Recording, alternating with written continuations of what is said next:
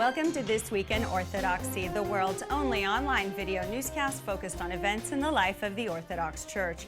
I'm Emmy Louveris. These are some of the stories making headlines this week. St. Vladimir Seminary is to honor metropolitans at an annual lecture next month.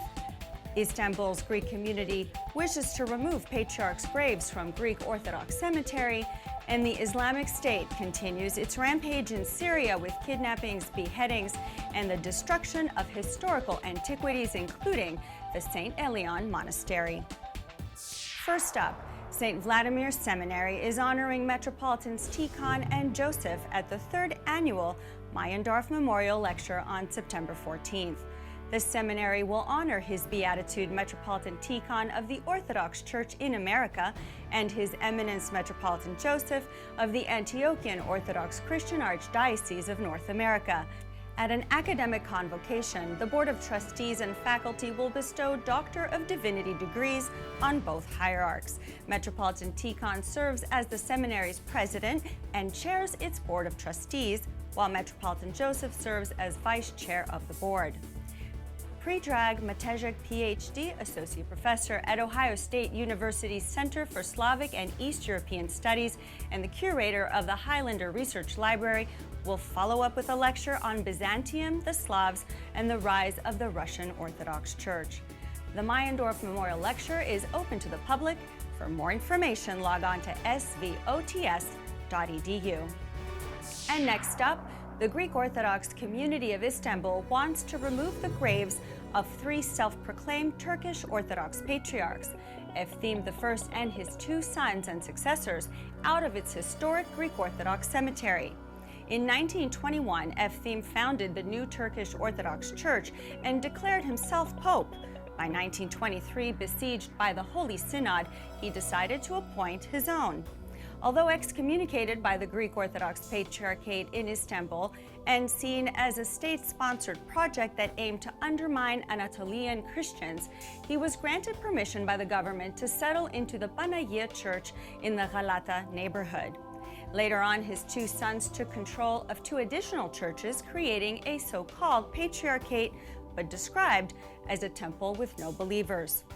Despite the fervent opposition of the Greek community, it was a government initiative to bury Efthime in Istanbul's historic Greek Orthodox cemetery when he passed away, setting the precedence for his two sons.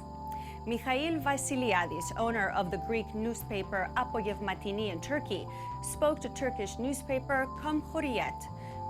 Do I have to see the graves of these Turkish nationalists who did harm to Greeks each time I visit the graves of my parents? As Greeks, we want their graves out of here. He continued by saying, this is a Greek Orthodox cemetery. These men were not even Orthodox, let alone Greek. They were excommunicated. They founded a fake church. And finally, from Syria, the Islamic State continues its rampage on Christians in the Middle East and the destruction of anything related to the preservation of Syria's cultural diversity. In its first major offensive since May, the Islamic State took over the town of Al-Qaryatin from government forces about 2 weeks ago. After kidnapping up to 250 Christians from the 1,600-year-old St. Elion Monastery in the central city of Al-Qaryatin, they returned to destroy it and the relics within it. Amid the jihadists' well-documented human atrocities, the destruction of antiquities has been a recurring pattern for months.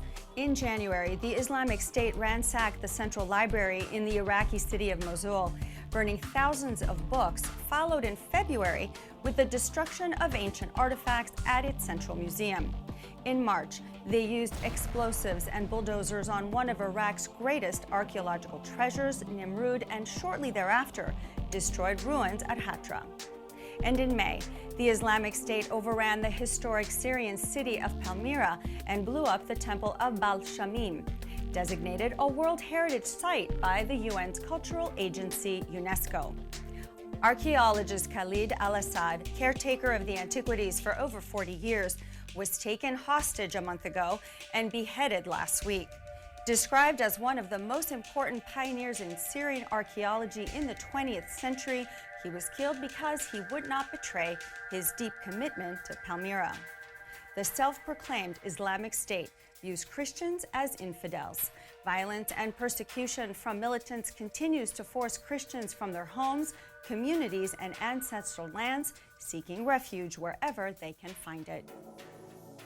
And in news from OCN, the Orthodox Christian Network will soon be announcing the recipient of the 2015 Hero Award. After receiving some truly great nominations on behalf of individuals who have given selflessly to others and the Orthodox faith, and after much deliberation, 5 amazing finalists have been chosen to advance to the final public voting round. Voting will open from 7 a.m. Eastern Standard Time on August 26 to 11:59 p.m. on September 4th. For more information on the finalists and their accomplishments and to cast your vote, log on to myocn.net/OCNHero2015. And you know we're celebrating 20 years of media ministry and have been busy breaking down communication barriers while building up avenues to connect Orthodox Christians worldwide. We want you to be a part of our growth. Log on to myocn.net and consider making a contribution. For just 10 cents a day, you can comfort, inspire, and inform people all over the world. Be a part of the OCN 10 Cent movement.